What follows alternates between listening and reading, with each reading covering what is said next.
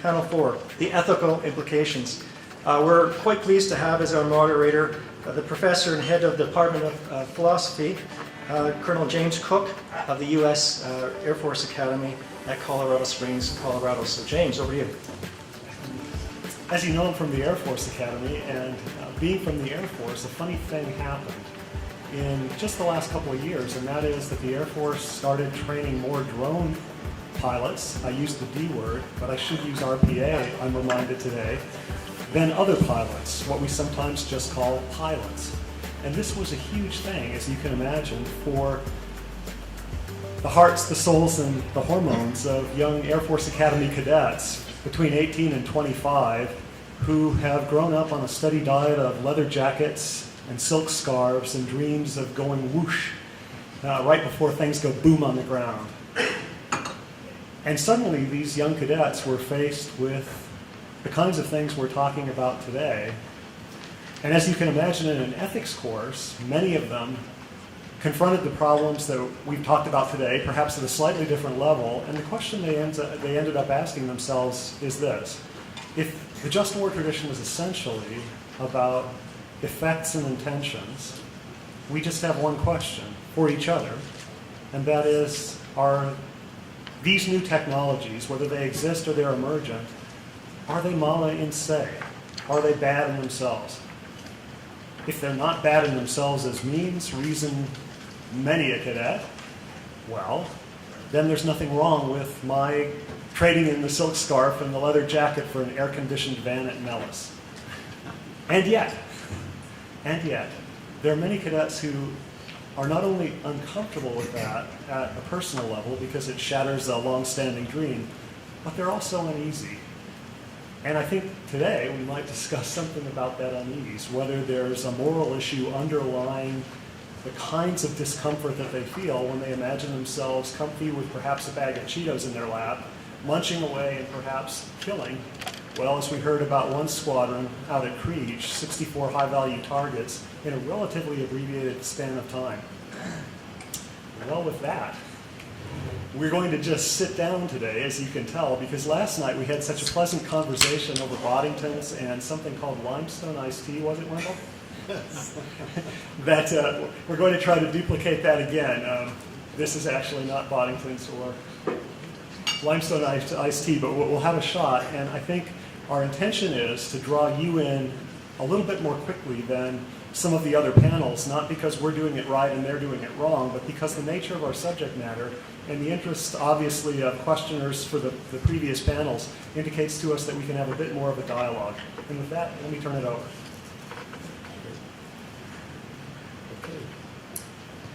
Well, thank you very much. I'm honored to have been invited. When I accepted the invitation, though, little did I understand that I was going to be the primary defendant of a strong ban on the development of robotic weaponry before an audience of largely military folk.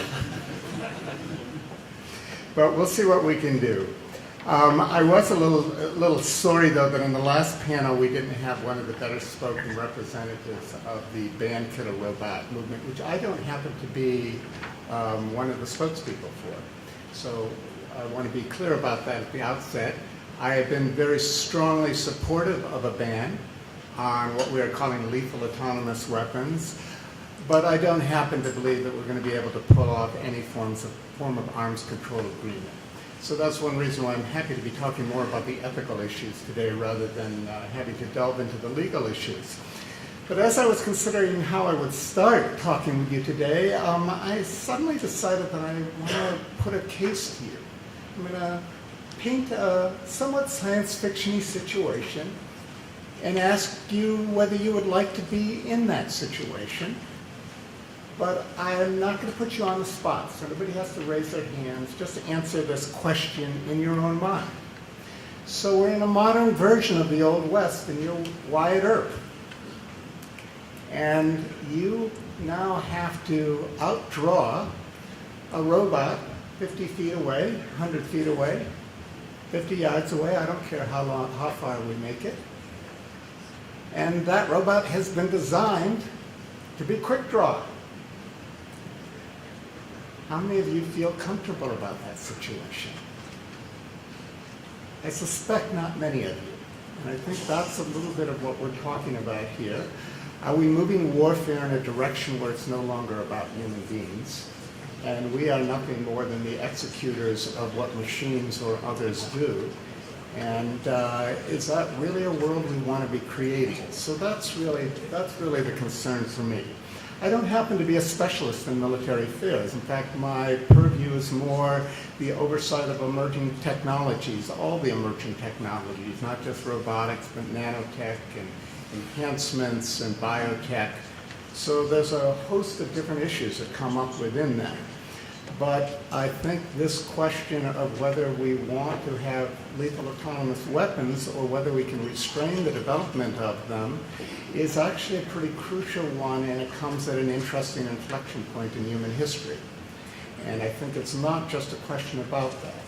But I raised for you, how comfortable do you feel about having robots across from you in some kind of battle?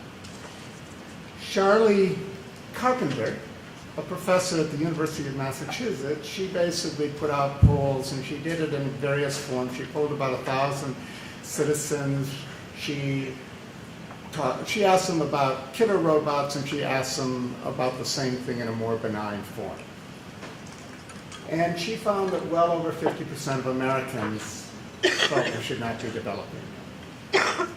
And the interesting thing about her poll was that the strongest beliefs came from those on the far right, the far left, the active military, and the retired military. So she had very high indications from people within the military that they were not comfortable about going down this particular road.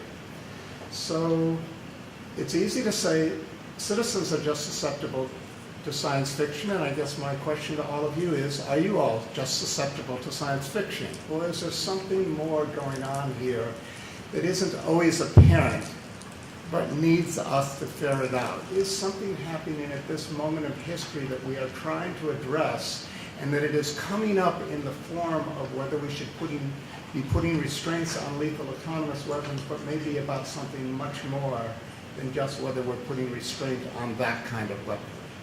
So that's really where I want to start. I do think it's not just a legal question, that it is an ethical question, but for some people they dismiss certain concerns because they are just laws, and other people dismiss them because they're just ethics. So all of you may be on one side or the other of that coin. But the fact is, law and ethics evolve. The laws of armed conflict have been evolving over the last 150, 160 years. And they really represent basic principles about how war should be fought in a dignified and humane way, many of which are thousands of years old. So the Geneva Accords and the Hague Conferences would put down what we now regard as the laws of armed conflict. These were actually just what more modern attempts to give some legal precedent to what had evolved as the appropriate actions that should and shouldn't be taken in warfare.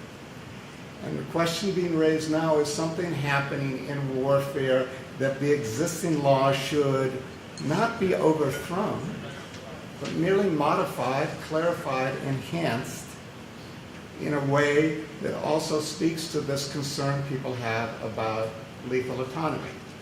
And for the time being, I'm not going to define lethal autonomy.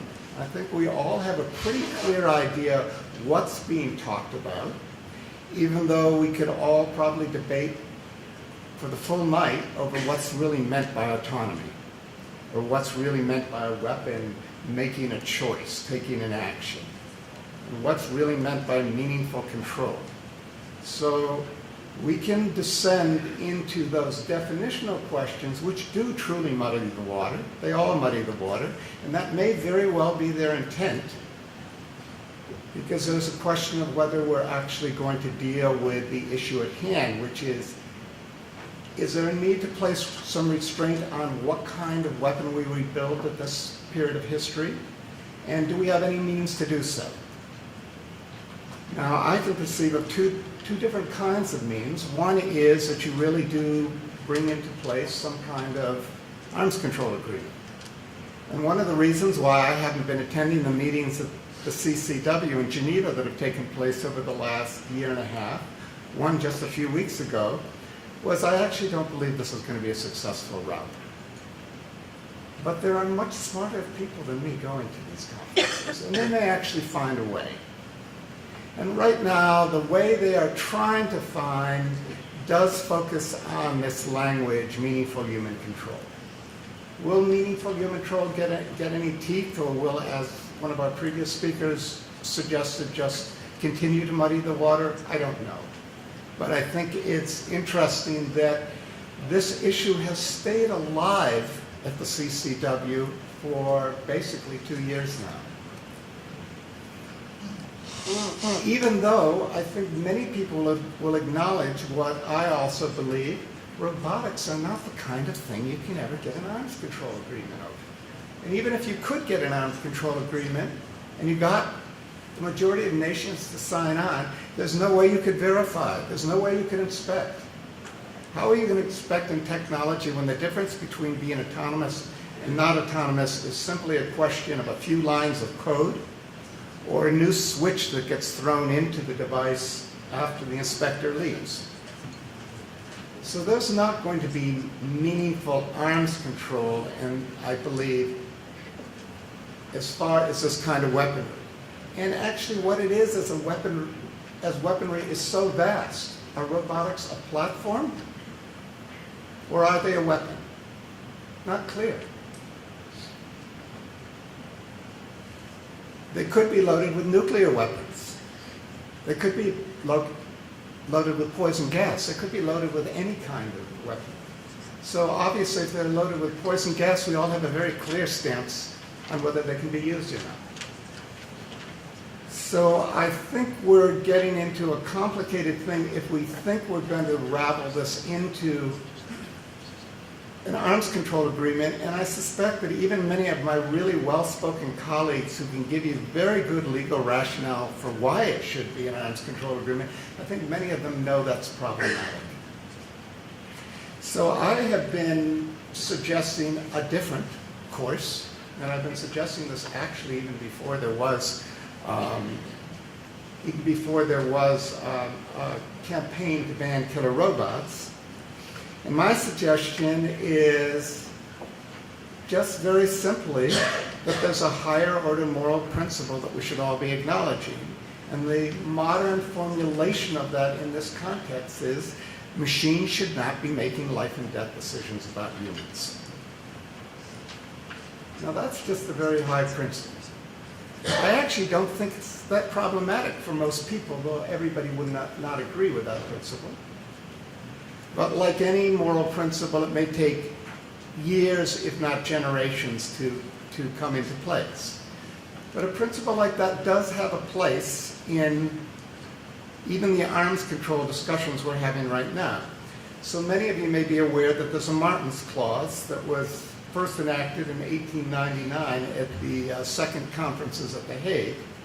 And the Martens Clause has been reformulated in many different ways, but in a sense, in its modern version, it says, in cases not covered by the law in force, the human person remains under the protection of the principles of humanity and the dictates of the public conscience. Those are heady words, and there's been a lot of discussion since then what those words really mean and how applicable they are. But partially they just recognize that there's no way the laws of warfare can keep up with the changing forms of warfare. And so this was a way of encapsulating a broader intent, a broader moral intent that underlay the legal language. And the particular thing I want to focus on right now is this phrase, public conscience. What is conscience? I can't define it. Can't define it any better than I can give you an agreement, give you a definition for autonomy that we would all agree upon. But that refers to something we are concerned about. There is some intuition, some quality we have that seems to know, at least for most of us who aren't sociopaths, that seems to know what's right and what's wrong. And the public conscience has been has been stirred by this issue of limiting the development of autonomous weaponry. And I think that's a very important point, because public conscience hasn't been stirred by all that many other weapons, or by all that many other things in the same way. Now, perhaps that's totally about science fiction, that we have all been brainwashed by Hollywood that the Terminator is coming. And there is a secondary discussion that we may or may not have here about, again, what the likelihood or unlikelihood of that happening and how different groups view it. But I've been very cautious in at least my discussions to try and cut off a lot of the hyperbole and hype and get us to look more realistically at what is taking place. And I do believe that something else is going on in this campaign that is not merely a question of whether you believe Terminators are going to be created. But Terminators do represent something in the imagination, and they represent an endpoint of a certain kind of road we as humanity could be going down. And that road isn't just about warfare. It's coming up in a wide variety of other emerging technologies. Driverless cars are a good example, or at least a good metaphor for what that concern is. The robots, the machines are moving into the driver's seat. And I think the broader concern is, are we creating a world that has a lot to do with us, that truly honors human dignity, that is about human beings? Or, step by step, unbeknownst to us, are we abrogating responsibility for our own future? And in what way can we reinforce this principle that there is a human responsible for the introduction of any artifact, whether for war or for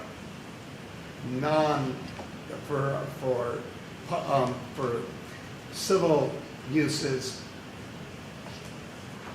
There's this concern that we do not abrogate, that we do not undermine that principle, the principle of responsibility. Or at least I think that that is a principle that we are in jeopardy of diluting with a vast array of different robotic technologies. Diluting it both in law and diluted it in fact. So what if I were to say to you that the principle is not whether there is meaningful human control of killer robots or just any military robots or any military technology? What if I say it's not about meaningful human control? Meaningful human control is a way of putting some teeth on meaningful human responsibility. Something that has been diluted very sadly, at least in the US military over the past generation or so.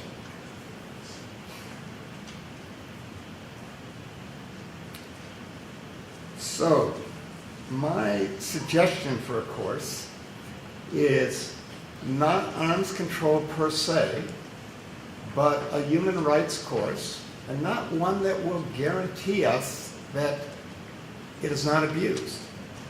And that's that we declare that machines should not be making life and death decisions, and that machines making life and death decisions for all practical purposes are mala and se. They're a form of evil in itself. But the reality is, those kinds of machines don't really exist, do they? So am I talking about putting in place a principle that is meaningless because those kinds of machines don't exist? No, I think the principle is about something else. It's about speaking to the human conscience that says there's something wrong about going down this particular road. And once that principle is in place, then perhaps we can go into the long and what will be very tedious conversations about when and where a human is meaningfully in the loop, a human being is making the decision, and the machine is merely the extension of human will and intention, just as all machinery being used by the military so far have intended to be. So I think everybody gets the basic gist of this. It's a much weaker position, actually, than the arms control agreement that the ban killer robot movement is looking for.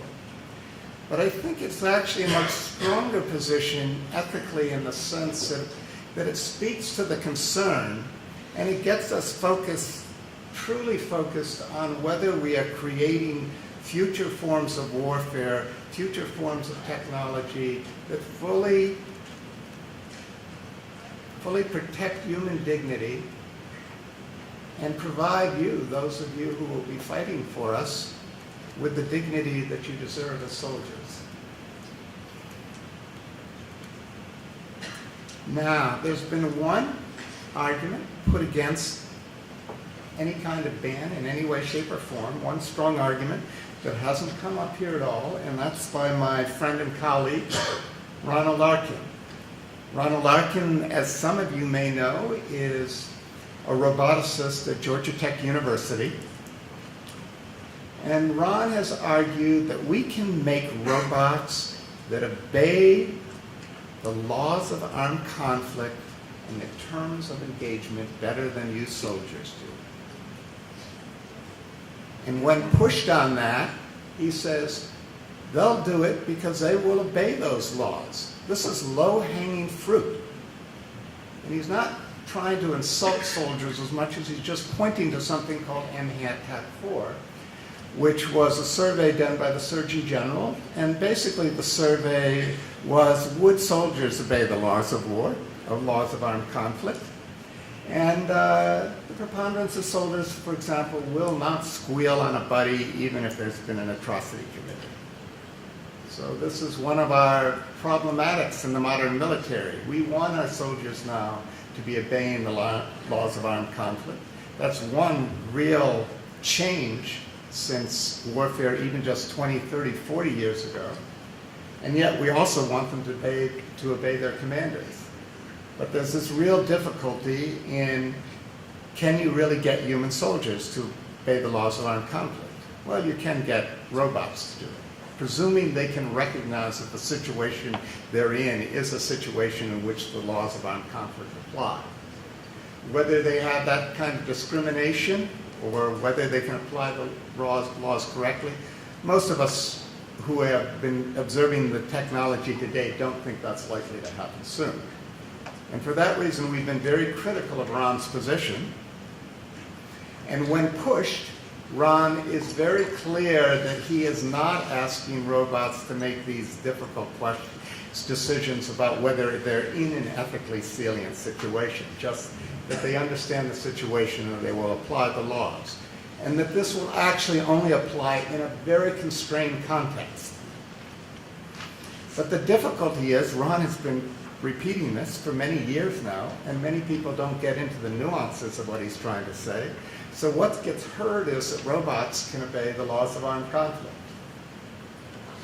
That's a long ways off.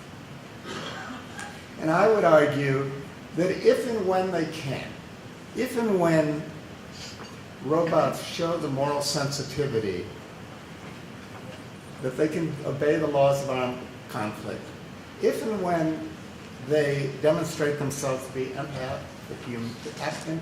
machines, then, and only then, we can begin to consider whether they might be deserving of the status of personhood in some form or another. And therefore, they are no longer the machines whose actions would be mal and say. But I'm pretty skeptical that that time is coming anytime soon.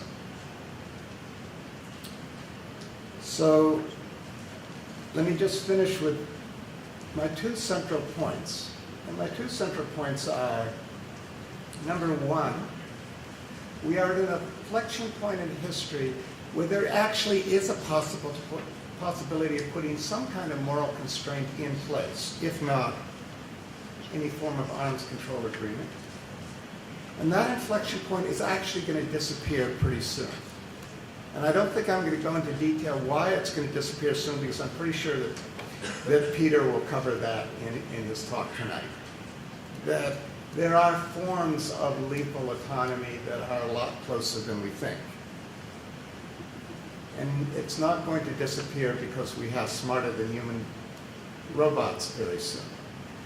But also, artificial intelligence is changing.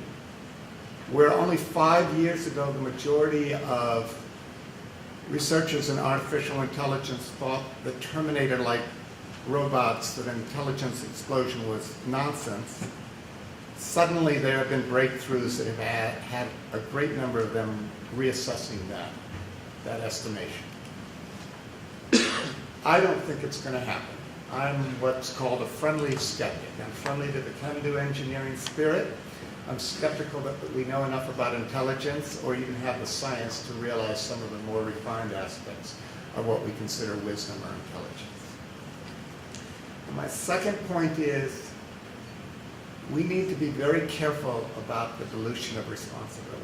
And we have been remiss in already diluting responsibility within the military and within non-military contexts.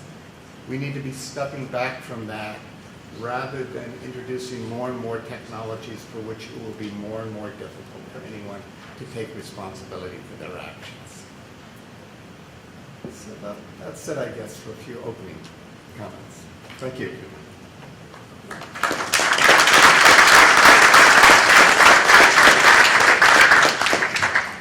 So Wendell Wallach's bio is pretty much up to date, and you'll see in the second paragraph that his forthcoming book, it's out the 5th of next month, is listed. For George, however, we have not only a complete bio here, but as well 2 books that are not listed. The Rutledge Handbook, I already have my copy, is out, but we also have forthcoming Military Ethics, What Everyone Needs to Know, and I think that's already available for pre-order.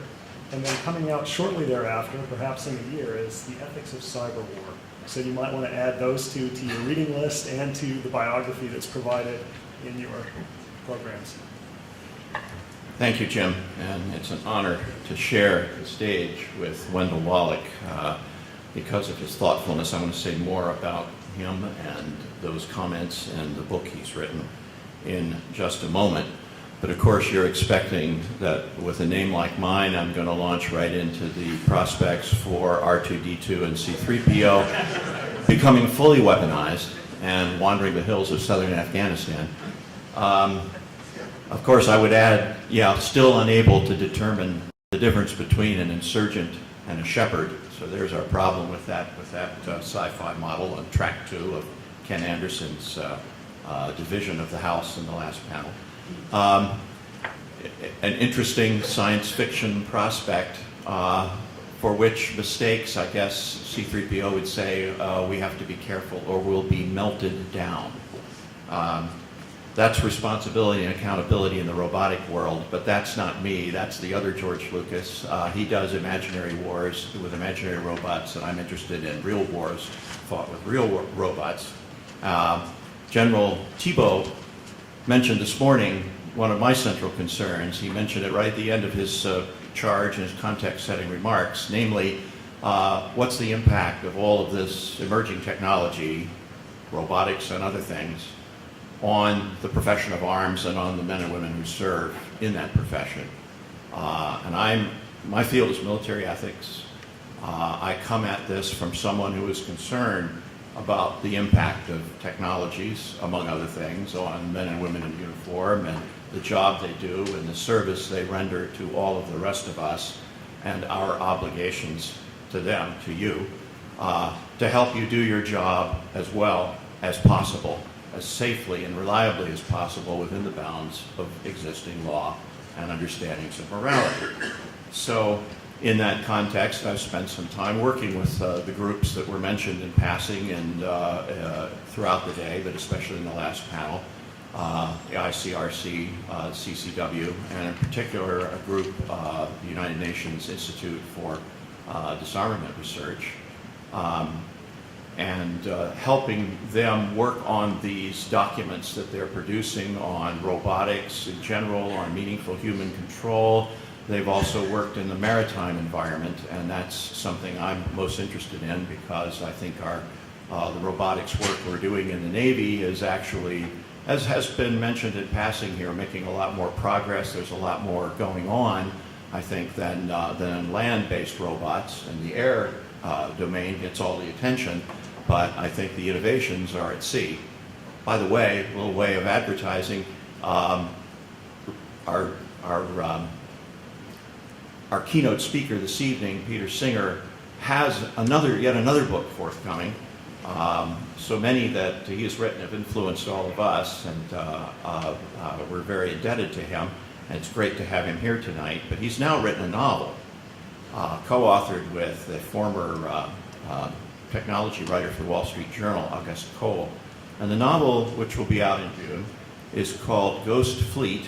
Some of you may have heard of this, but it is science fiction, so it's track 2, but only barely, because unlike all of the science fiction, military sort of things that we've had in the past, the Tom Clancy material and so forth, Peter and his co-author, August Cole, know what they're talking about, and they've produced this work in collaboration with strategy thinkers and military leaders and so forth. It reflects the latest research on what is being done, what we do have, and what is likely to be available in the foreseeable future, and what would a world war look like fought with the technologies we have now. And that's the kind of question. What does it do to the men and women in uniform? How do they react to the kinds of unexpected, unanticipated situations that evolve as they use or are affected, impacted, attacked, or defended by these technologies? And that's all I'll say about that, because it's a great novel and you should get it when it comes out and read it and look for the movie to follow. Okay, so my position on this from the standpoint of ethics is a little bit different than Wendell's, not just because I do military ethics as a starting point, but because I think the way in which my colleagues in the field who are interested in philosophy of technology and the ethics of technology have gone about this is flawed. That they give ethics, frankly, a bad name, or at least they threaten to if they're not careful. I don't think fear is a good strategic posture, and I don't think fear-mongering is a wise tactic to employ in trying to get the public interested, worried, anxious. I think they should be interested, worried, and anxious about robotics, but not terrified. I think robotics offers us an enormous amount of promise, and I want to emphasize the positive, promising things in my remarks this morning, this evening. This is, however, why I like Wendell Wallach so much compared to the members of the International Committee for Robot Arms Control, who are also good friends and colleagues. Wendell's work is deeply philosophical. It's very moderate and thoughtful, and the concerns are not hysterical, and they certainly don't portray us in the field of ethics, as we often come across to many of you, as scientifically illiterate, fear-mongering, naysaying Luddites. And that's the kind of reputation we enjoy. No, no, go slow, not now, veto, this is all bad, don't do it, don't go there. Or what I think, again, Ken Anderson called the Frankenstein, following Isaac Asimov, called the Frankenstein complex. It's not fear-mongering. What Wendell does in his book is invite us, and in his work, to invite us to think deeply about what it is to be a human being and live together in human society and carry out human enterprises, including warfare. And what we have, the skin we have in the game, philosophically speaking, about ourselves and our image of ourselves and our sense of the world, and including the social world we inhabit, and the ways in which we might inadvertently upset and degrade and even lose some precious part of the human estate if we're not careful in the way in which we develop and use the new technologies. And I fully concur with and endorse that thoughtful, philosophical approach. I think these are, in the end, broad philosophical questions, not even just ethics. They're philosophical questions about who we are and who we wish to become, how we wish to live together on the planet. And the work we do in technology puts some stress on that, as well as forces us to address those questions in interesting ways. I think in the fear-mongering side, one of the reasons why people have been as upset as they are and as worried about the ethical implications of the technologies is that the technologies themselves and their advocates have been vastly oversold. that prompts the fear, that we're going to have these machines we don't understand and can't control and wish we hadn't built and so forth. I don't know if any of you read about the latest progress on the Google car this week, but it isn't really rumbling along at any great speed. In fact, the speed is limited to less than 10 miles an hour. And the reports this week in the news were of the accidents that have nonetheless occurred. Not, Google points out, necessarily the fault of its cars, but they've had, some fender benders and dings, even at that speed, on California streets.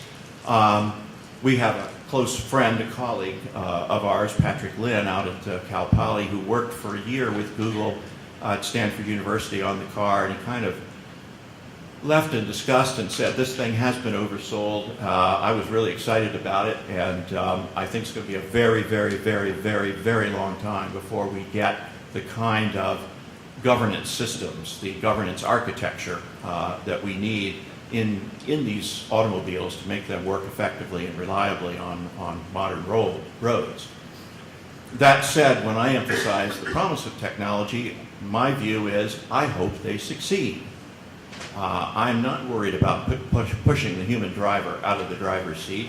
Given the drivers I encounter in the Washington, D.C. area all of the time, they're not fit to be on the road, and the sooner we can get them out of the cockpit, as it were, and into the passenger side, and have a sane robotic system of control and spacing of automobiles and elimination of road rage and so forth, the better off we'll all be.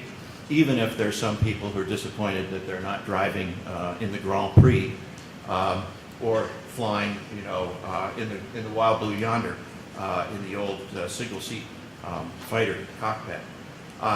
We sacrifice some things, those images of our own sort of egotistical control, and we get safety and reliability, and we save lives, and we improve the quality of life and the quality of transportation if Google succeeds. So I want them to succeed, but I don't think they ought to tell us that they have when they haven't, or that they will tomorrow when it will be 10 years or 20. And when they do that, they inflate the sense of anxiety, technological anxiety, that the general public seems to have. And I think that's a bad thing to do. What I think is a wise thing to do, again, we're supposed to be fighting about this, but we tend to not be that far apart. I think that what we don't want to do is back into decisions about technology, especially if they involve the devolution of human responsibility and control in meaningfully moral ways. And that sort of thing can happen and has happened to us, particularly in the field of military technologies before. One example, again, to go to the work of Peter Singer, was his early book in 2003 on corporate warriors. If you look at that, I often draw analogies to the problems we have, ethics and law problems we have with robotics now, and the problems we encountered when we were thinking about private military and security contracting. They're remarkably similar in a way. That is, from the law side, there's very little explicit governance, or was, for contractors in 2003. They were kind of outside the bounds of domestic and international law. They fell in a gray zone somewhere. And it's only really gotten resolved as the Blackwater 5 from Nisor Square were, over a 5-year period, tried and eventually convicted of manslaughter and criminal negligence in the Nisor Square incident. So it's been a long time for the law to catch up with contracting. And robots are in the same state, that apart from the discussion we had about international law of armed conflict and any weapon system complying with that legal regime in the last panel, there's very little in the way of specific legislation, systematic bodies of law pertaining to robotics in particular in the international arena. There are bits and pieces of conventions and addendums and protocols here and there that you can glean out. In fact, colleagues of mine and I wrote a law review article in 2011 examining exhaustively the state of governance, legal governance of autonomous systems in the Columbia Review of Law and Technology, and there's just very little there.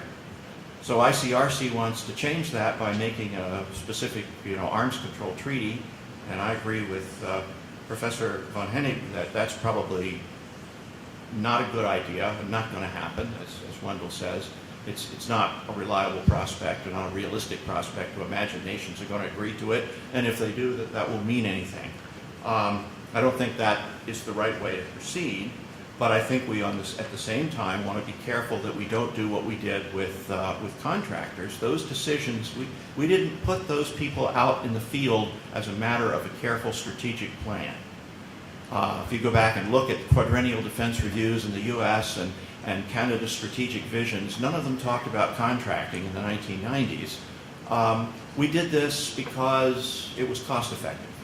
And the decisions were made by and large by people at lower levels dealing with supply and logistics, wearing green eye shades and crunching the numbers and saying it would be cheaper to hire DynCorp or Blackwater or whatever to do this for us than it would be to train up a whole new bunch of military folks and send them out to do it. So gradually we got to the point that Secretary Gates, when he came into office, looked around and said, we've got more contractors than we have uniformed military personnel in the battle space in two nations in which we're pursuing wars. Who the hell are these guys?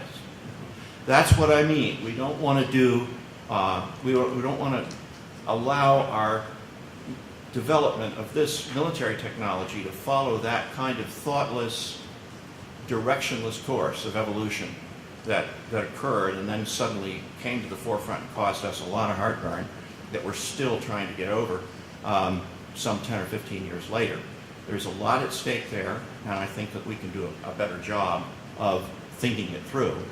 Particularly, I think, in lieu of an arms control convention, what we want to do, what we ought to do, what I've recommended doing in a number of my own pieces of work on this topic, is think more in terms of what the lawyers call soft law. That is to say, principles, precepts, protocols, codes of conduct, in which the relevant stakeholders themselves define and impose upon themselves or agree to comply with guidelines for good practice.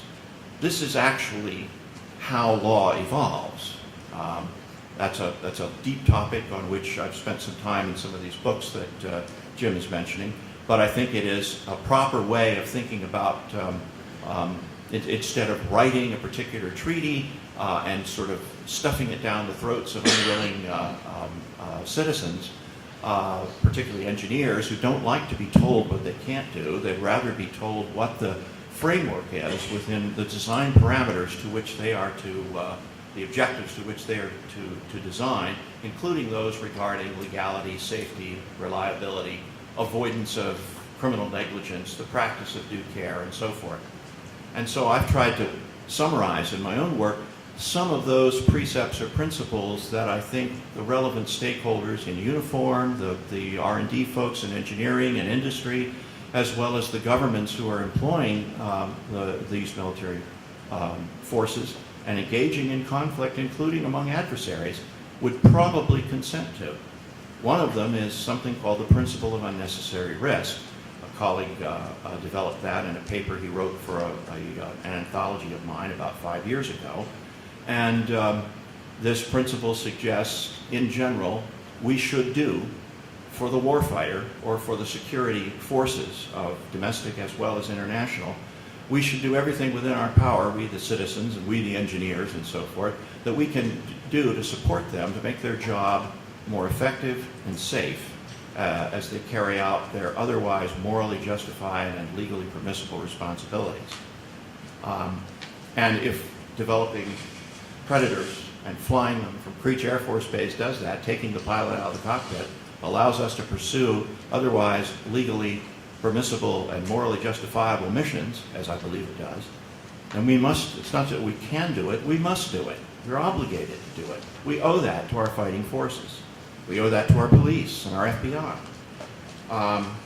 At the same time, we probably owe it to them to protect them from the devolution of responsibility by, for example, saying we will never force you or place you in a situation in which you would be obliged to cede or delegate your responsibility for the use of deadly force to some other, inanimate object or platform, that you'll always remain in control of the kill chain, to put it in our terminology. There are other principles that I think are, in a sense, the sort of common sense or mutually agreeable kinds of guidance that we can define and refine and set down and then agree to abide by. I won't go into all of them. There is a piece in the Stanford Review of Law and Policy last year that called Autonomous Warfare that lays out what this kind of soft law governance would look like, as opposed to some kind of arms control treaty or ban. And I think it's a more promising way to go, and really what soft law is what moral philosophers would call moral principles. It's just simply agreeing on the principles of, in this case, moral best practice in our profession of arms, profession of engineering. This is that engineering approach that Ken Anderson was wishing we had taken. It's the one I'm advocating now, and I think we start from the bottom up with those of you who use the end products, those of you who develop those products for the end user and so forth, that we can do a much better job of governing ourselves and reminding ourselves of the values by which we operate, and sometimes our adversaries do not, than would occur if we handed this over to an international tribunal of some kind. So with that, and that recommendation that we think about what those principles of best practice are, I think it's time for us to open it up for general discussion at the end of the day. Thank you very much.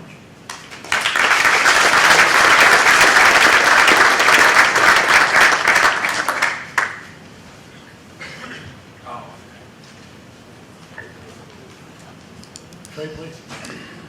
I'm going to ask a question. The first couple of panels talked to the science fiction nature of a lot of robotics and brought us back down to earth. And I'd like to bring this ethics discussion kind of along that same line and give you a Kantian veil of ignorance question to ponder. Flash talked about his 60 high-value target kills, and while I don't know that any of them fit this scenario, I want to give you 4 kind of hypotheticals.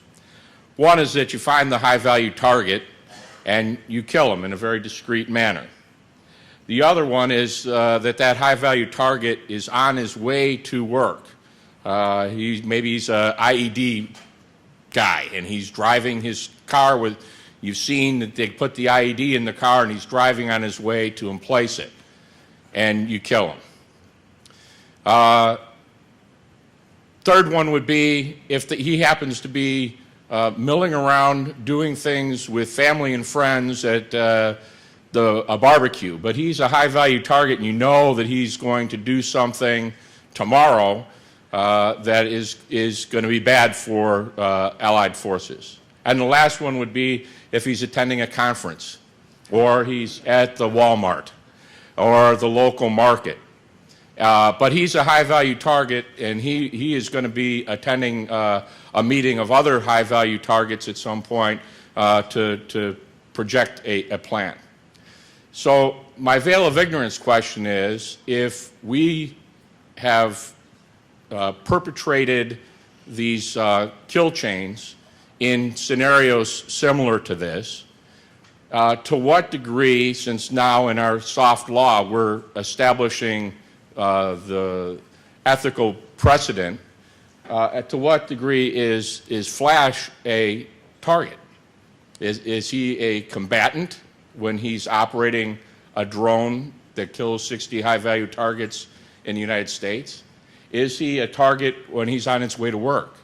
Is he a target when he's taking his amongst friends or a small group of people to a threat, to an enemy, looking at him as an enemy, they might justify that strike? Or if he's at this conference, at what point does he become a legal or ethically legal target? And talk a little bit about what that should mean to U.S. or Canadian policy and how we establish these precedents for soft law? Excellent. It's a good question. By the way, a veil of ignorance, for those of you who don't know, is the sort of thing behind which you should warn children never to go with strangers.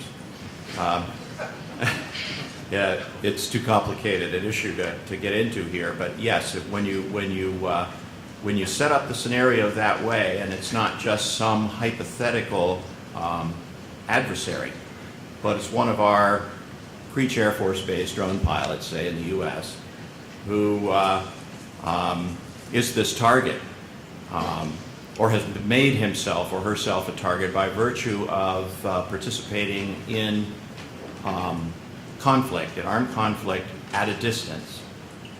Would we consent to the implication that the enemy has a right to counterattack and that the counterattack might take any of these several forms that you've outlined?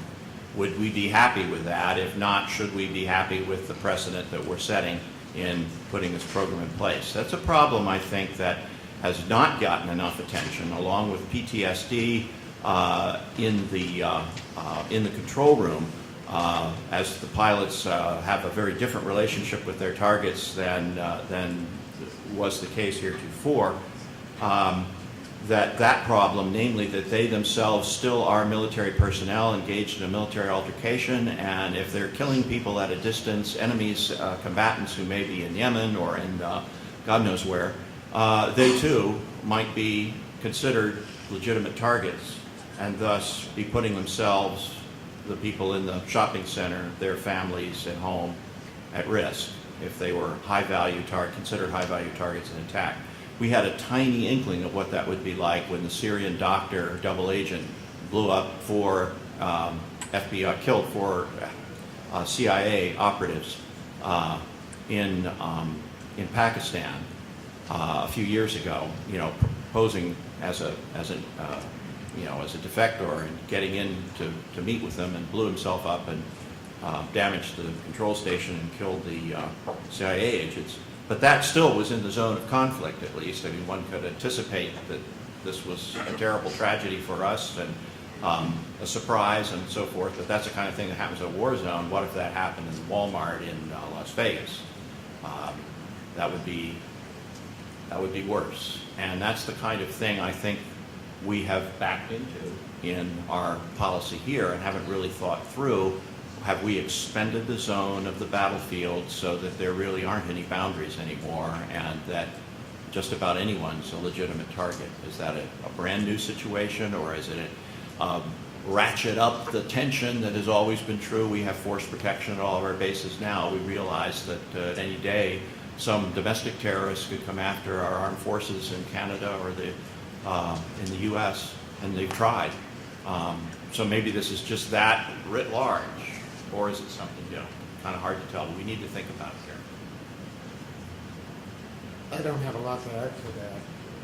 I think that if there's a veil of ignorance here, it's that we have done this largely because we haven't had to look at what the ramifications of it were.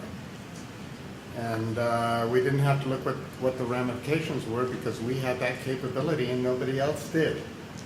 And that's not going to be the case tomorrow. So we're probably going to confront that situation, and we're going to probably confront situations where, perhaps even civilians on our soil die in conflicts that were declared acts of war.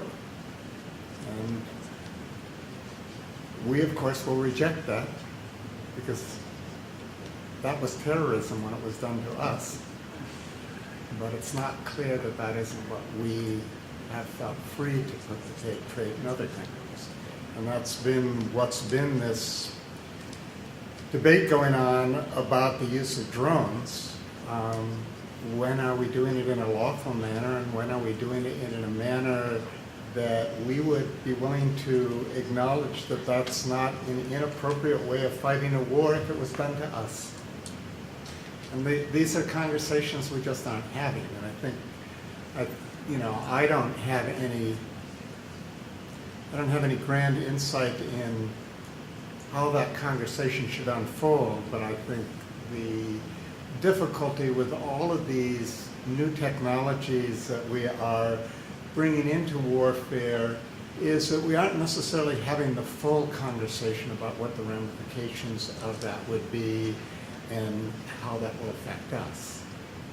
Let me give another example of that, the directive that Ashton Carter signed soon after the second election of President Obama. Actually, it was the week afterwards, and it came out the same week as the call to ban killer robots. It was interesting that the two of those came out at the same time. They both did at least wait till after the election.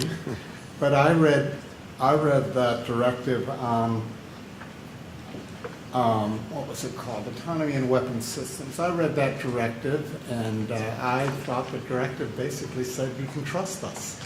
Mm-hmm. And my feeling was, well, it doesn't matter whether I can trust you, because tomorrow these weapons aren't going to be available just to you. And particularly if we develop them, if we take that first action and they're developed, they will get used by all kinds of parties. They will be backwardly engineered, there'll be espionage, there'll be all kinds of things happening so that other parties have that.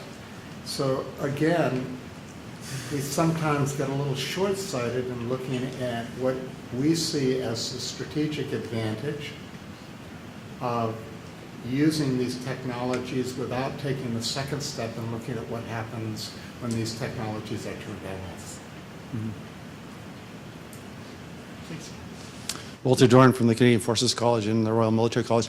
I deeply appreciate your human and humanitarian perspectives, and I find that in the history of warfare, the ethical has led the legal.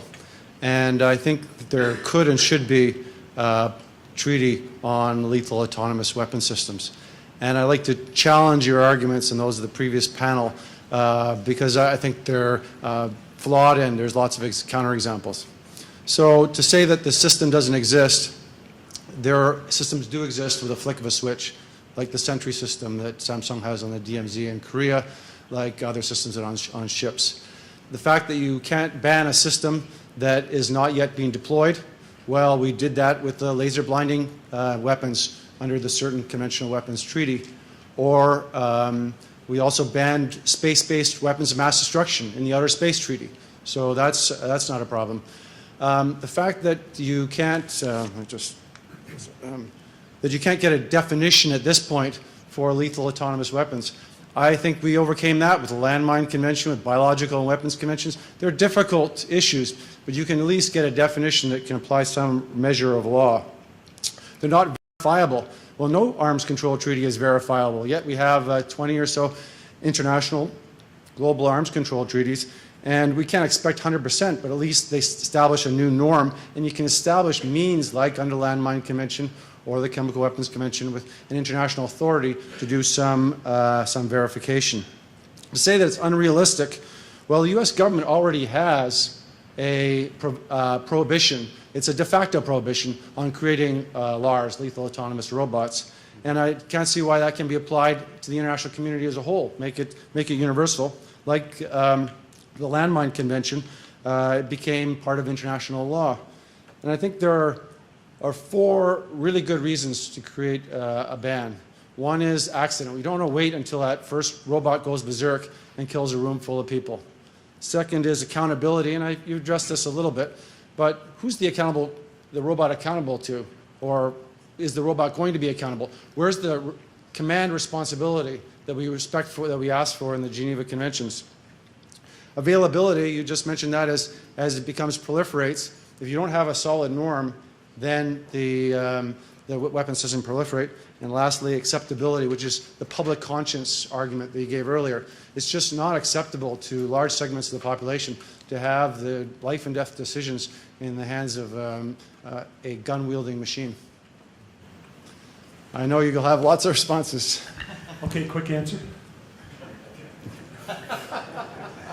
Well, you put out a lot there, and and I hope you're correct on many of those points. I'm just taking what I think could be a middle ground position that could get us through this morass, because I do think it's going to be very difficult to get an effective arms control agreement when we're talking about robotic weaponry. I do think we can get soft principles in place. And the question I only have is how many signatories will there be today? Wolf seemed to imply that there'd be next to none. I really don't know, and I'm anxious to see how this all unfolds under the CCW. There may be more signatories, but it'll also depend upon what they're actually being asked to sign to, and I don't think we know that yet.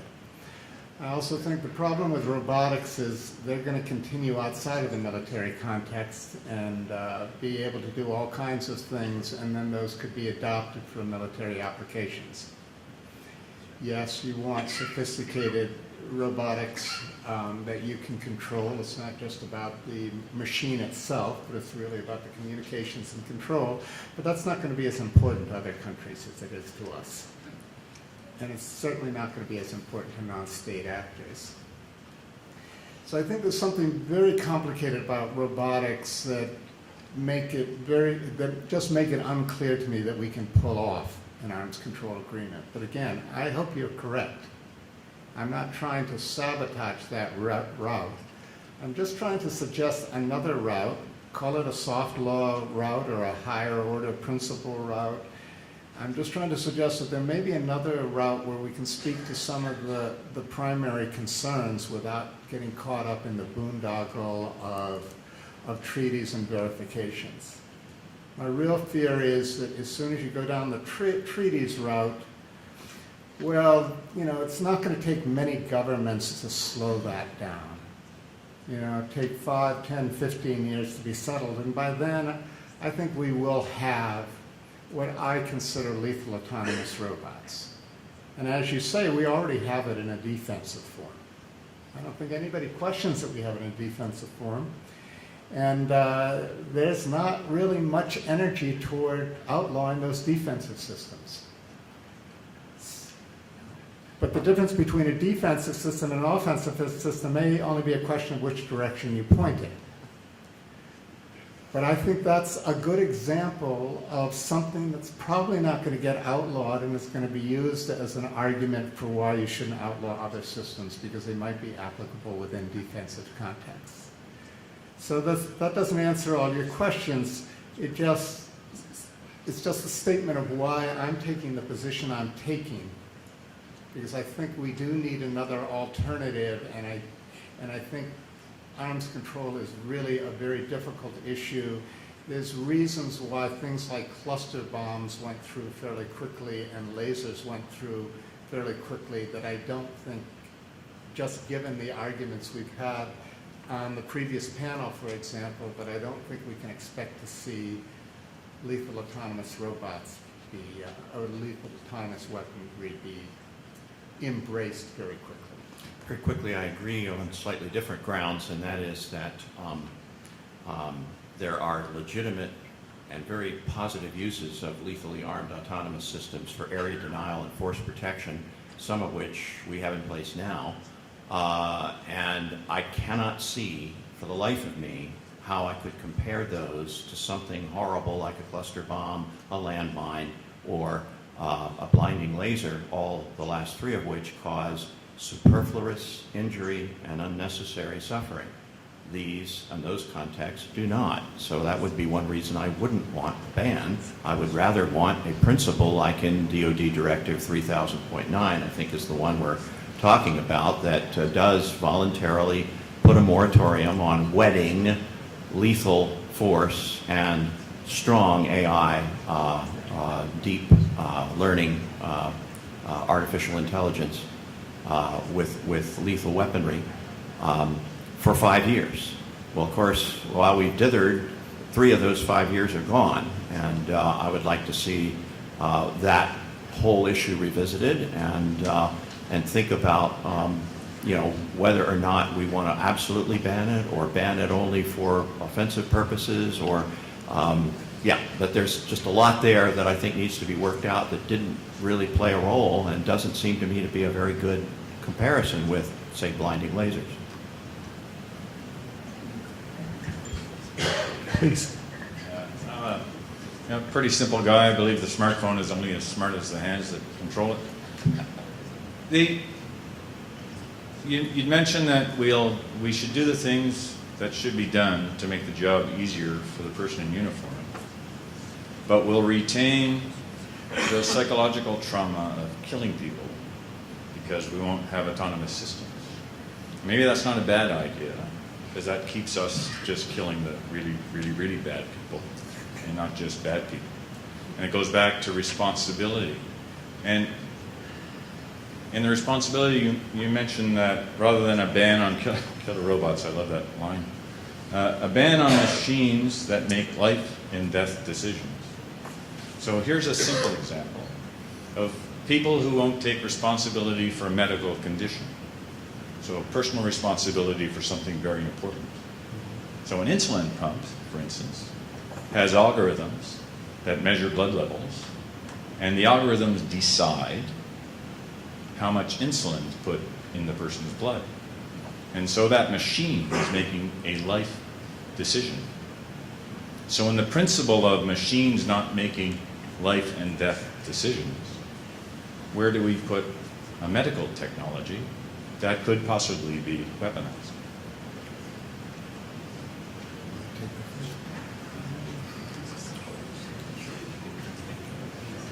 Well, let me at least speak to the second part.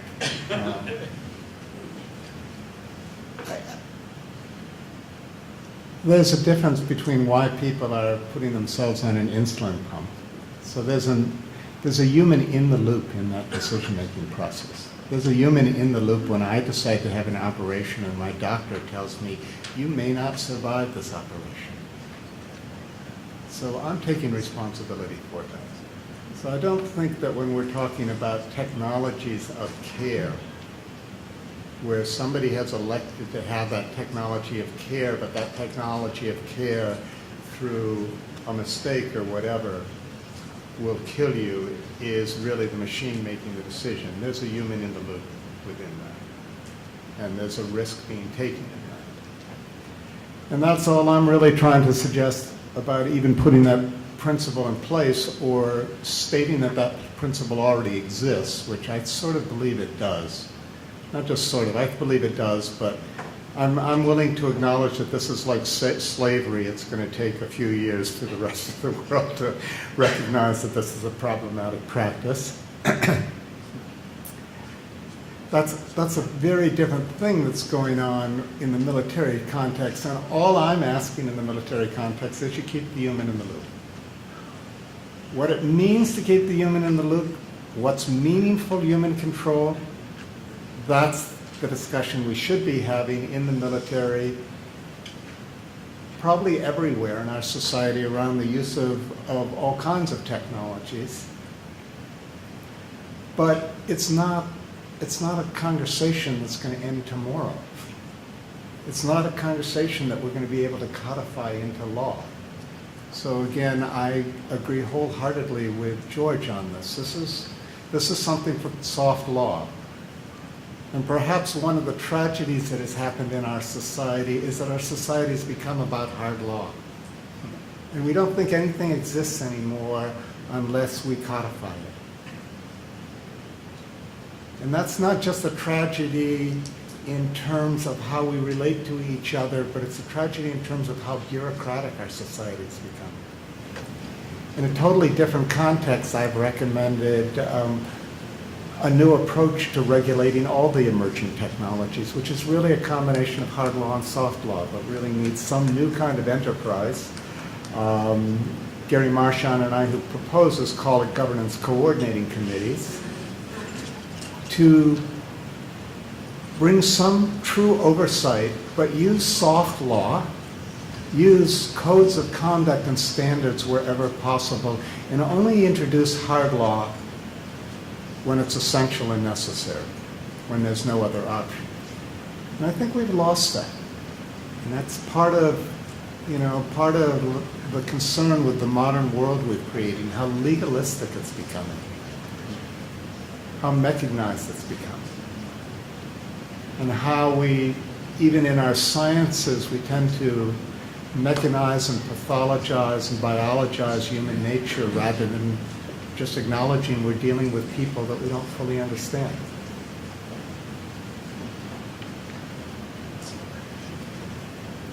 That leads me just a quick follow-on, and that is that on this sort of tragic turn of affairs regarding autonomy in the human case, and that is that that survey of the Surgeon Generals back in, 2004, 5, whatever, 6, just before David Petraeus went to Iraq, that reported on the lack of respect among serving troops in the coalition forces, particularly Americans, particularly Marines, for the law of armed conflict and how they would or would not comply with it, how grudgingly they feel about it. I thought to myself, what a tragedy, because of course they have bought hook, line, and sinker the idea that this is legislation passed in Geneva at a fancy palace by people with wide ties who don't fight and aren't part of the conflict and really don't know what they're talking about. And soldiers and sailors think that way about law of armed conflict. I've had some pretty angry exchanges with some, particularly those who've had friends killed or wounded. They feel like they were trying to comply and had one hand tied behind their back. And this was the result. And then to say, you did this, pointing to me, by which they meant us who write laws and promulgate moral principles and don't have to pay the price for those. I said, no, actually, you did this, and you should be proud of it. If you go back and look at the principles by which you were trying to fight your war, you were trying to honor principles that were long a part of the profession of arms before there was anything called international law. And the first codification we had of them was in President Lincoln's Lieber Code. And those were soldiers sitting down there saying, what are our principles of best practice and prohibited practice? And we need to be reminded of these because this is getting ugly. And General Orders 100 was intended to do that, and that was the basis for the Geneva Conventions through an interesting historical process. So it wasn't lawyers imposing laws on the soldiers. It was soldiers making and imposing the laws on themselves that reflected their highest core values and professional ideals. So we've lost that too, and I want that back.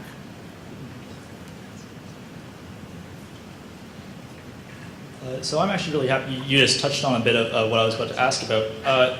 This question is based on a concept I think is very important, but is not always, like there's different branches, different groups of people who also feel the same way. I think this is a good group to bring it up with because we have so many people who are in combat arms but are also very academic. What will the extensive use of robotic systems, in your opinion, change about our conception of warriors and the warrior? This is something that is intrinsically very emotional for people, but is also directly tied to ethics. It's about a code that in the West we have for ourselves. It's different in other places, but for our idea of what it means to be a warrior, how does the extensive use of robotic and autonomous systems change that? Is the use of these systems consistent with our ideas of the warrior ethos? Well, I think you'd all know that better than I would, but I think we can remember that drones were a recruiting tool for Al-Qaeda. They represented us as wimps. And as much as we want to keep our soldiers alive, if we keep our soldiers alive at the expense of our dignity and integrity, then that virtuous aspect of being a soldier gets diluted. So I think that's a little bit of where the balance is going to be. There's a trade-off here. And there's no easy answer of what trade-off should or shouldn't be made. But I do think there's a lot of reason to believe that we're going down a path where you will be the ones who will decide whether you are warriors still or virtuous, courageous men, or whether you are hiding behind the robots, as it were. I believe Colonel Cook was saying to us last night that when he looks at a lot of his students at the Air Force Academy, and you can correct me if I have this wrong, that many of them are going for much different jobs, much different expertise than they would a few years ago because they don't want to be drone pilots. There's the D word again. By the way, I might just plug Wendell's earlier book, the 2009 Moral Machines, which has a great deal to say about this, perhaps not as explicitly as the questioner put it, but there's a great deal about the role of emotion, and it's the difficulty of trying to incorporate it in robots or any kind of robot technology. But apparently there's also a strong sense that it needs to be incorporated if we're actually to get something human-like. And so I would commend that book to the questioner if you haven't already read it. Maybe I'll take a minute on the two books then. Okay? Please, Yeah. please. So the book that came out in 2008 that I co-authored with Colin Allen was called Moral Machines: Teaching Robots Right from Wrong. And it was ostensibly about, can we implement moral decision-making faculties in computers and robots? But perhaps in trying to answer that question, we look more comprehensively at what human moral decision-making is and has, I believe, ever been done beforehand. So we really did get into all these things that we take for granted about humans, that if we were to implement in robots, we'd have to figure out how to do it. Things like intuitions and conscience and moral emotions and affective intelligence and the theory of mind, consciousness, we go on and on. Things that we don't really know how they function in humans that well and we're just beginning to study. So that's what that book is about. This book is the one that I have not seen yet, but I understand there may be a copy or two for me when I get home. And this is A Dangerous Master, how to keep technology from slipping beyond our control.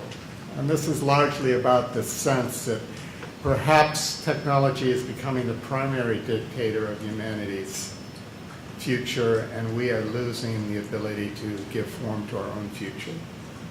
And that if that is happening through 1,001 small decisions. Again, let's use the D word, okay?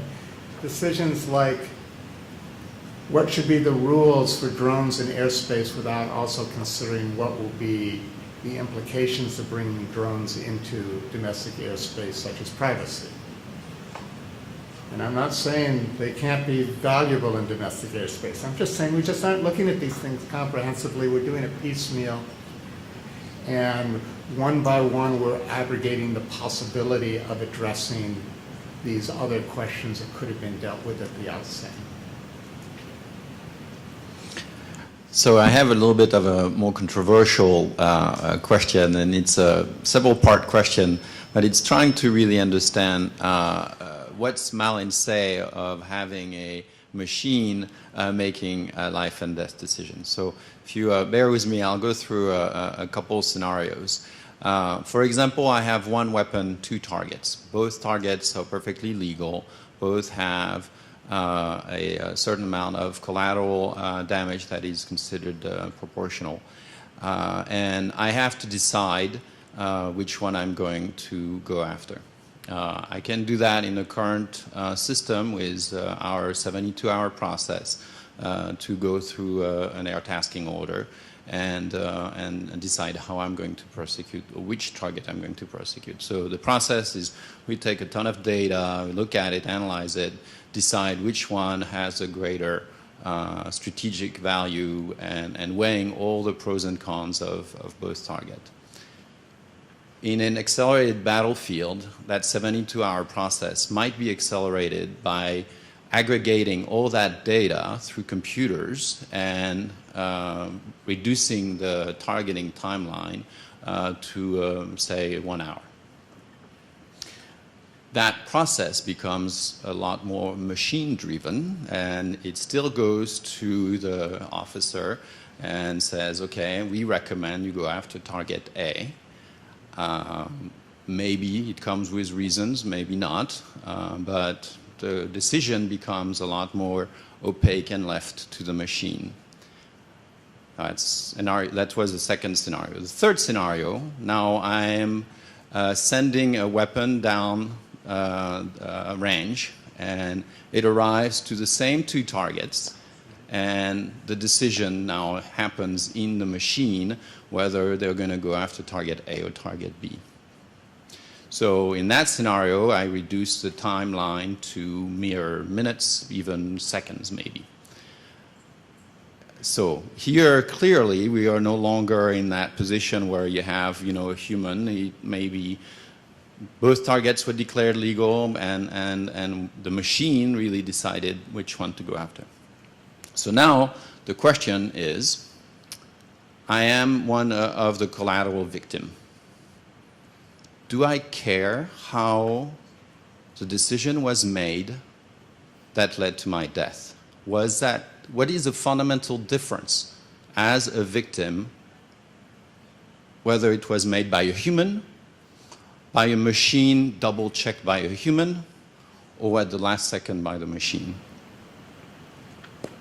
Well, you're dead, so I don't know what makes a difference to you. I don't think that's, I think that sort of misses the point here. And the point here is really that, the point here is really about human dignity. And it will be for those of us who stay alive in all of these scenarios to look back and see whether we're really compromising human dignity by going down these pathways. Realizing that we may be forced to go down these pathways given the exponential increase in the speed of the battlefield. Well, we may be forced to, but if we're forced to, then we have lost control of our destiny. And it's not just in these areas. There's hundreds of areas where there are arguments about why it's inevitable that we will go down these various pathways.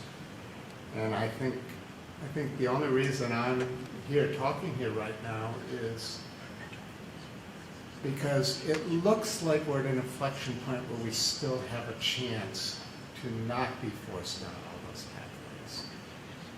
And these conversations, whether they go on at the CCW, or they go here, whether we put a higher order moral principle in, or we go through soft law, they're all just concerned citizens, concerned soldiers looking at how we can save ourselves and humanity from going down these pathways that truly do undermine our human dignity.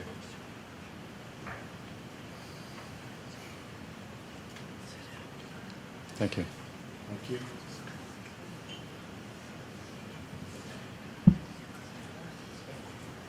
Lieutenant Colonel McGuire, just to touch on the last point, I read a study about a family, two parents, two kids who walked into a restaurant. And the two parents saw 4 kids sitting at a table in the restaurant, and they were all texting on their cell phones.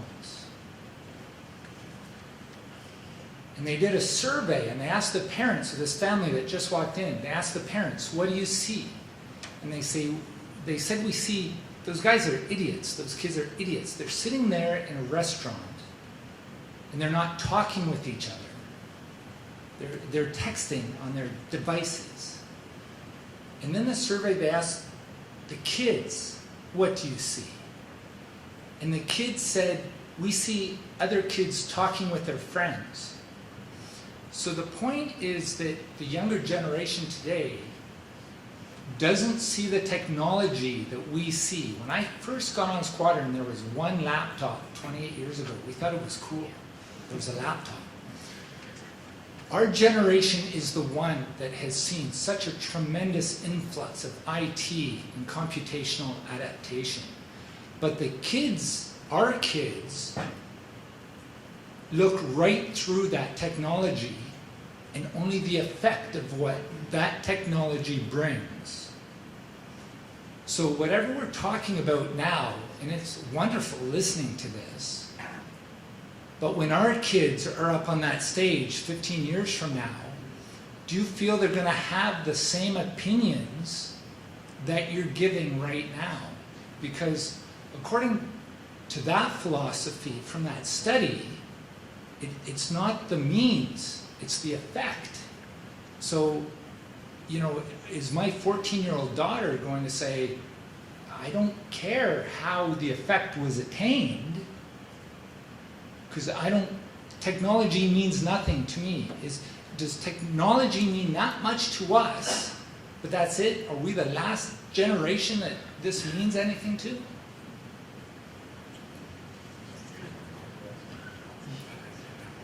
Well, I've had the same impression, sort of dualistic impression, I guess, because as a technology geek and advocate and so forth, I admire all the things that we can do. But yeah, I come in and see the kids sitting instead of talking to one another in the restaurant, texting. Then I'm the old codger, you know, from the last. I'm so 20th century, caught back there in the Stone Age, thinking that's not a good. You know, we won't want that kind of social interchange to replace the face-to-face kind. But I don't think there's any way. This is what makes this so hard, I think. There's any way to filter out the kinds of things that Wendell is talking about regarding human dignity as a sort of essential feature that is covariant, if I can use that phrase. That is, it would translate from generation to generation and frame of reference to frame of reference unchanged. That there's something important about human beings and their status that ought not to be lost in all the generational changes of technology that we have, versus the things that do change from generation to generation about what human dignity consists in. Does it consist in face-to-face chit-chatting? Is it attained just as well on the telephone, on the VTC, via texting? Those, I think, are, the latter are harder. You need to ask those questions, but you may, like the kids in this scenario, discern no human dignity is at stake here. It's just my parents are codgers and they don't get it, and we're still doing what they did, only they were limited because they didn't have smartphones. And we're okay with that. Okay? But we know that we're talking to our friends and we still have them.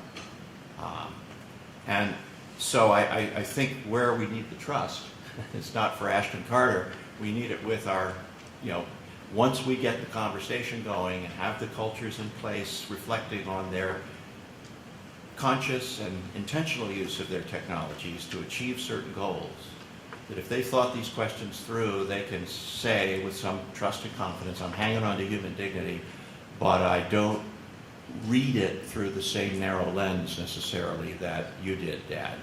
You know, I'm not, my social life has not been degraded because of texting. And insofar as it's been transformed, there are many things I can do and communications I can have and experiences I can share that you never could. And so, in the end, we're going to be all right. I think we're only not all right if we're not conscious and reflective about how this works. And if we're not somewhat sophisticated about it, so that we don't mistake our own prejudices the way Socrates did with his young pupil, Phaedrus, you know, who was carrying around a copy of a written speech, and there was no writing in those days, so this was a pretty big deal. Socrates thought, this is it, you know, we've lost all human dignity, it's all down the tubes, all you people are going to write things down, and you'll forget everything, and you'll just wonder who wrote the speech and when it was given, you won't go to them anymore, you know, and you'll lose the face-to-face conversation, it'll all become about a text. Well, for those of you who are library buffs would say, well, Socrates, wrong. You know, you blew it, but you were right to raise the question. And so I think that's what technology continues from then to now to do to us. It poses the challenge of what remains essentially the same or covariant in transformations of frame of reference, where all the details, you know, as in physical transformations, remain are changed, but still some fundamental principle remains unchanged. Sorry to those still standing. I don't know if we can fit in another question even with a shoehorn. I think His Honor the Mayor will be ready in 15 minutes, and you need to pack up, right? Thanks very much to our panel.